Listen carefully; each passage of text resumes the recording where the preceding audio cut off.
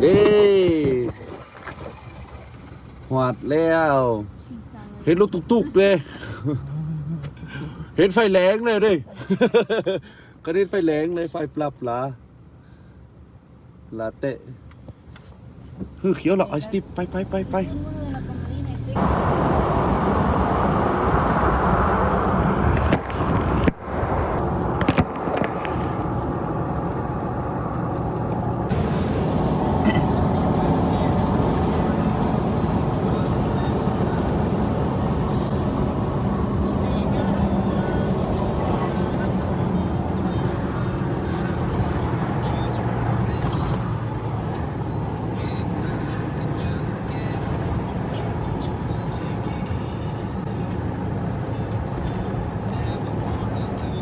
เท่าเดิม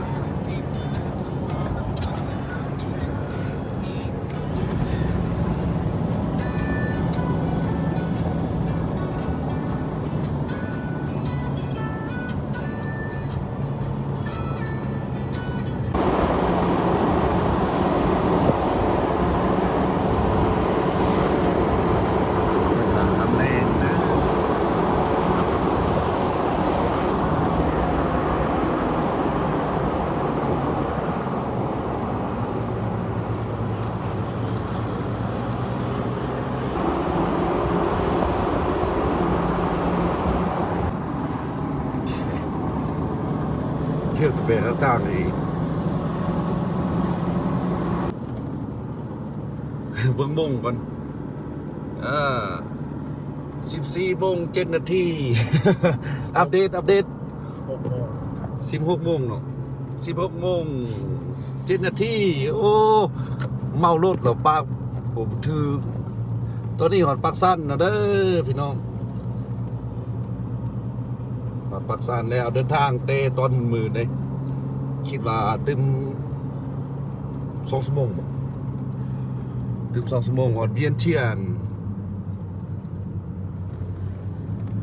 อันนี้จะเป็นสวนสาธารณะต่างสวนสาธารณะสำเหนือเนอะสวนสาธารณะสำเหนือเวมีเลยเขาความงามเนี่ยแต่ว่าดอกซากุระขึ้นงามอยู่ไฟแดงแล้วก็เลี้ยวขวา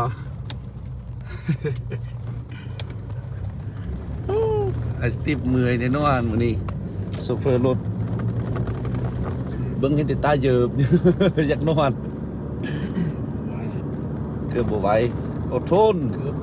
อดเอาเนาะอดเอาอย่าให้เด้อ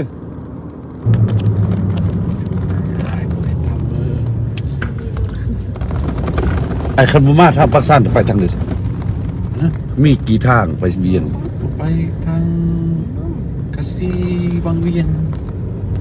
เด็ดวีวะตอนนี้คือก็โน่น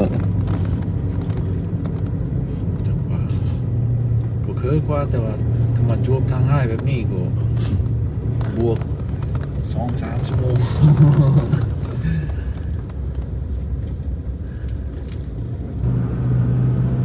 คน4 โมงคนไข้เล็กก็เริ่ม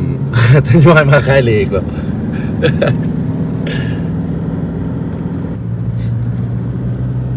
ยักษ์ศกดอกกุหลาบเครือบ่เห็น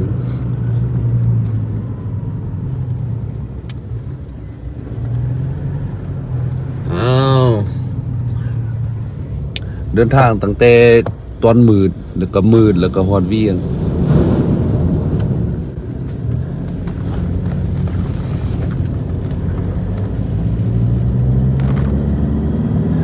หลีกทางตัวเลยเนอตัวมาไกลโอไปจังหวะดู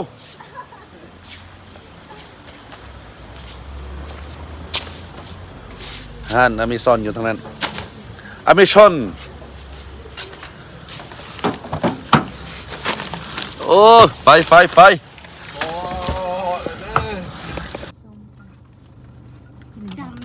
คือลืมแมนช่ำกินอะไรจ้ะแชฟแช่เดียวไหมแช่เดียวไหมนะกินสักสกินแมนซ้ำก่อน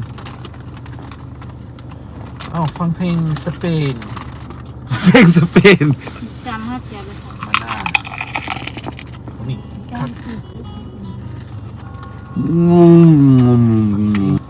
ใต้ซัมเตอร์เอ้ย เปิดหนึ่งปองหนึ่ง โอ้ให้ไปสัมเตอร์ไปมึงเยอะก่อน สวัสดีใต้ซัมเตอร์ ไปอินมึงเยอะก่อน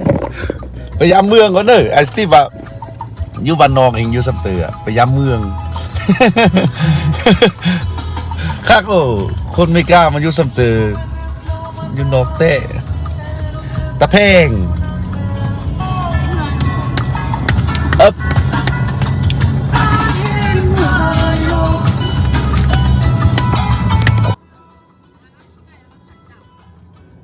หลังจากได้น้ำได้ทาเพื่อก็ร่มณ์ดีแล้วได้วันนี้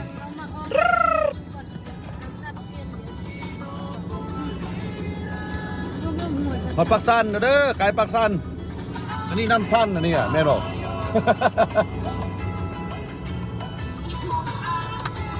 ไอ้สตีฟ โอ้ยเฮ็ดเป็นทางลีแน่มีทางล้วงก็ต้องให้เป็นลี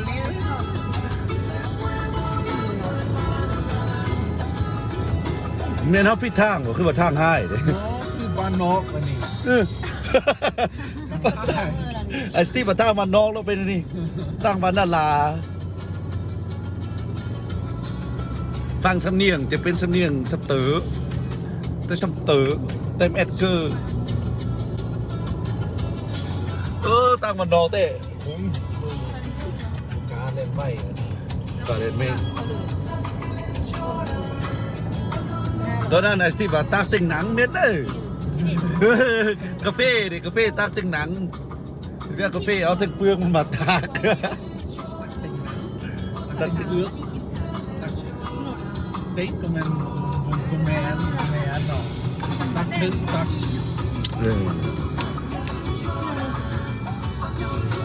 ตรงนี้สิว่าทิ้งเนาะเวียนว่าทิ้ง ตากถึงเปลือกอันยักษ์หัวเท่เหมือนอันหนังนั่นแหละ นะ ผิว เอาขอบน้ำมันออกเนาะ โอ้บนอันแยกยกเลิกว่ะทางแยกแล้วเหรอวะ อันนี้ฮอดเวียงเลยทำนี่ แยกแล้ววะแยกพุ่นเหรอเนาะทางแยกไปฝากตื่นนะโอ้น้ำนี่น้ำซ้ำกายซ้ำเติมมาแล้วโมเมนโนนี่คือประเทศลาวทางต้องมีขุมมีควายเรียนกันทาง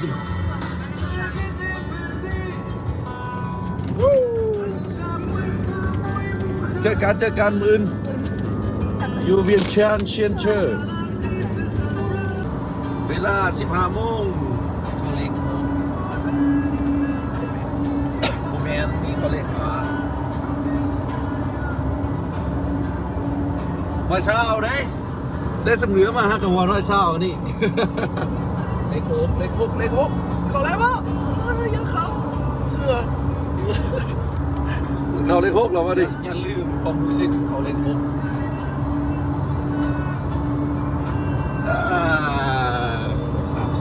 สบายมาทางนี้ เดิน ไม่กล้าเลย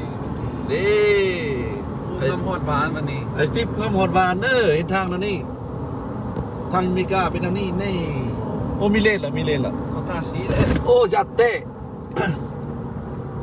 นี่ เจ้าฮอดดีเจเห็นใกล้ใจเย็น คือจีเป็นที่นี่หอดเวียงเลยเนาะคือจีเมียนนี่เขาตาสีเลยดิโอ้มีไฟปลาเลย เขาตาสีเลนเดียว4 เลน 2 เลน เขาคือบุคคลกลางบ่ มีสู่เขาเนาะ บุคคลไรโอ้เล็กเลยเนาะไว้เช้า โอเค ลูกเลยอ่ะ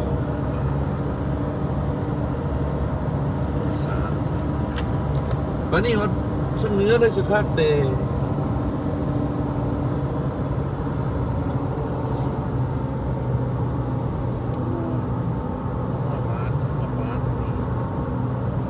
บ้านอายส่วนหลายเป็นอันนี้ กับรถเส้นทางแบบนี้จากเฮือนอายฮอดเฮือนไทยเลยก็3 มื้อ 3 มื้อวะ 3 มื้อจึงฮอด เส้นทางแบบนี้วะ แต่เจ้าฮอดแรงเส้นทางแบบนี้เลย3 มื้อจึง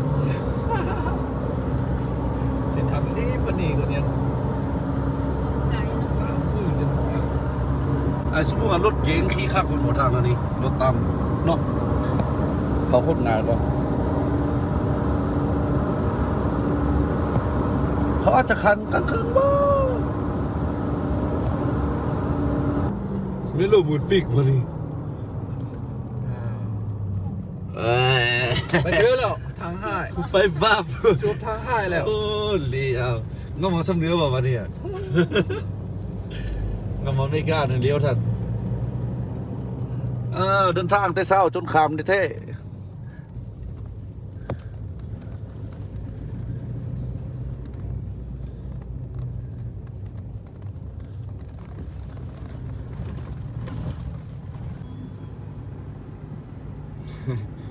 16:40 18:40ทีมงานยูนิคอฟฟี่ มาหอดเวียงจันทน์โอ้สมควรวันนี้เดินทาง10เกือบ12-13 ชั่วโมงตอนทมิดกับฝนครึมๆอยู่แต่มาหอดเวียงจันทน์เว้นฝนตกอากาศดี ตอนนี้ก็เวลา7:00 นมาหอดเวียงจันทน์อยู่ทางปองตำรวจวะ เนาะยุ่งไฟแดงที่เราอ่ะ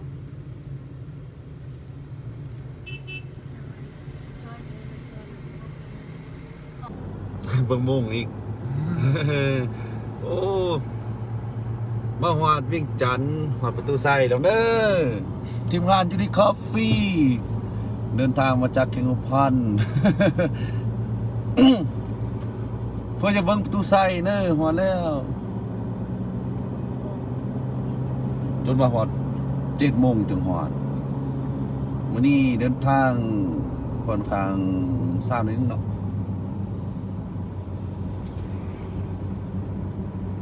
ประตูไซแล้วเนอะ จบทางห้าย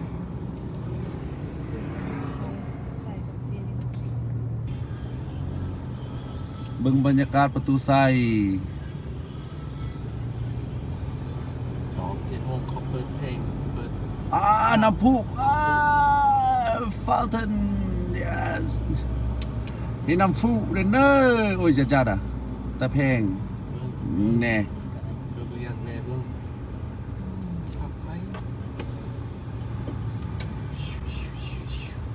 ตอนนี้พอดีเขาเปิด จอดไปเมื่อ จักไว้อะเนี่ย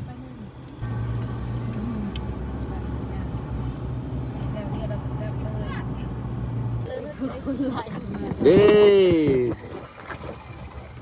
หวาดแล้วเห็นรถตุกๆเลย เห็นไฟแรงเลยเด้ ก็เห็นไฟแรงเลยไฟปรับลาเตะเขียวเหรอไอสติปไปเขียวเหรอลุย งามๆช่วงโควิดบ่มีแขกบ่มีนักท่องเที่ยวเขาก็เฮ็ดจัดเขาก็พูดเอาสายไฟฟ้าลงลิ้น โอ้โนแมนโน เราจะเอารถไฟดีขึ้นส่วนเงินบ่มีแขกบ่มีนักท่องเที่ยว จ้างเขาเลิกกันเชื่อ ไม่อันได้โอ้เอ้ยคุ้นอยู่ทางวันดีแล้วเด้อ พวกเพิ่มมา ไปโชว์หอคำนี่หอดอุโมงค์เลยเด้อไปเอาเครื่องลง เอาเครื่องลงมาจัดซิเตอร์แล้วตอนนี้หัวละทางมือทาง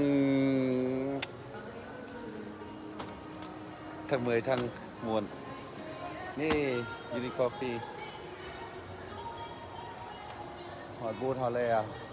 เอาเครื่องลงเดี๋ยวจิบพักผ่อน